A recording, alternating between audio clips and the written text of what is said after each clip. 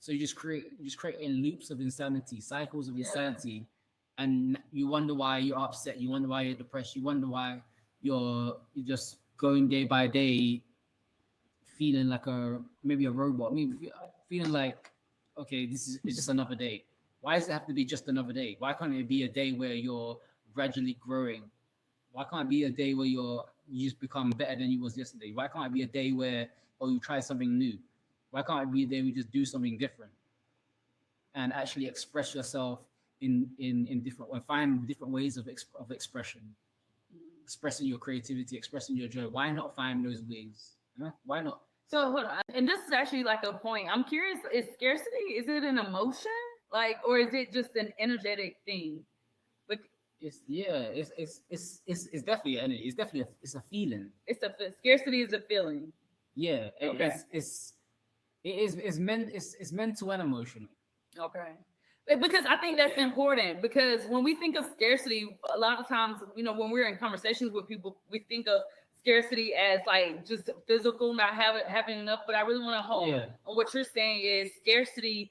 It's intangible. Like, it's a feeling. It attacks your mind. It attacks your energy. It attacks your creativity. That's yeah, something we also talked about earlier. So I really just wanted to point that out. Like, when we think of scarcity, don't think of like, oh, I don't have enough money, I don't have enough time. Think of it like being a parasite, or yeah, something that like is eating away at you, whether it's emotionally, physically, mentally, definitely mentally and emotionally. yeah. And again, it's like as I said, it's not as yeah as you're saying as well. It's not a time issue. It's a bandwidth issue. Like I don't have the mental bandwidth. I don't have the emotional bandwidth to even comprehend this decision that's gonna save my life, or this gonna help me thrive in these ways. And another reason I say that is because even for us, we think more in possibility and in abundance than we do of scarcity. It might be present, Yeah. but it doesn't take up most of our bandwidth mentally and emotionally. So we're able to stave it off. There might be a case where you might be in a lower vibration and like okay, it might get you in a harder way, but if you actually focus on things that are growing, if you focus on things that are strengthening your mental and emotional bandwidth, scarcity doesn't become an issue. It doesn't need to be because you're operating in that state of creativity. You're operating in that state of joy, creativity, and strategic planning. You're actually being careful, not even careful, but you're being confident in what you're doing. You're being careful in how you're approaching. You're being purposeful, intentional in how you're approaching. Yeah. So number three is pretty much what you're saying, the scarcity cycle, overworking without receiving. Mm. That's also important. A lot of times we punish ourselves and we get in these self-sabotaging loops also, where we think like, oh, well, we're focused on this goal, right? And we're not allowing I'll just use this as an example. Let's say, I'm trying to give you a quick example, but you focus on your goal. Let's say your goal is to buy a house. I don't know. We're gonna go with it because I don't know where this is going. But let's say your goal is to buy a house. So instead of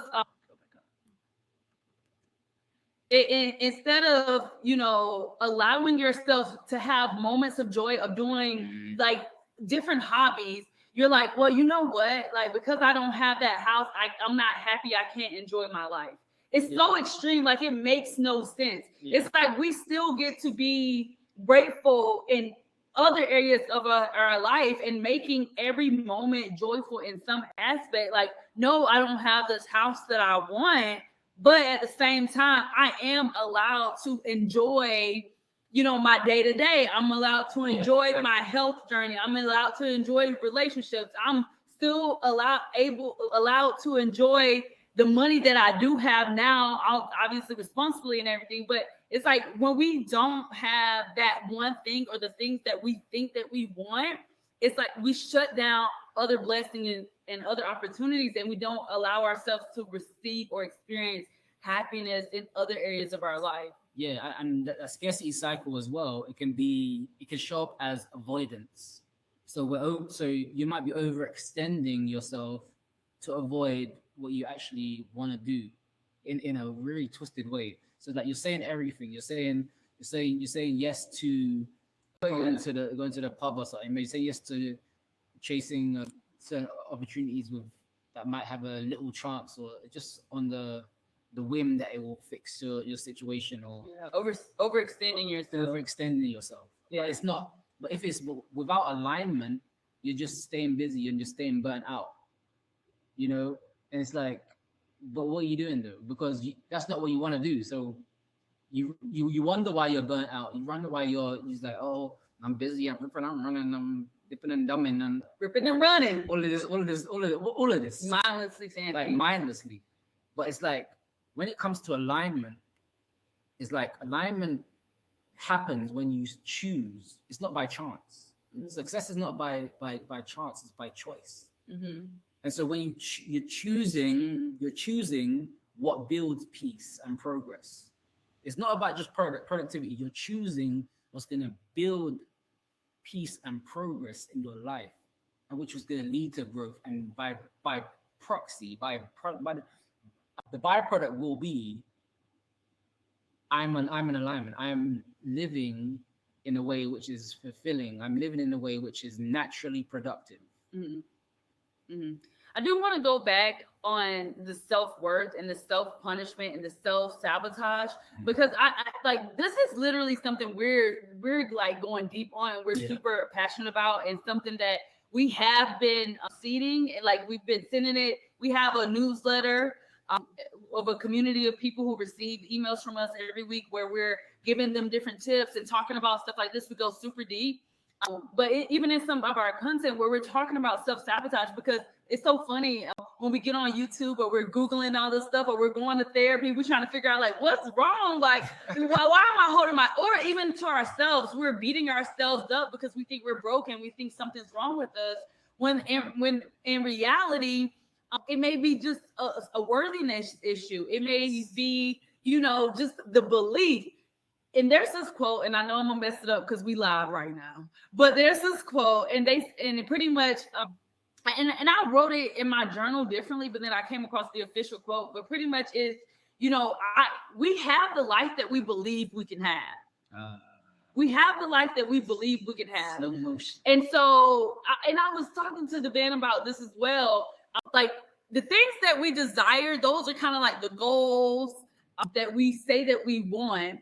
But we have everything that we believe that we have. Our results land on what we believe. So, and just real quick, when you spell out the word belief or believe, it literally has lie in it.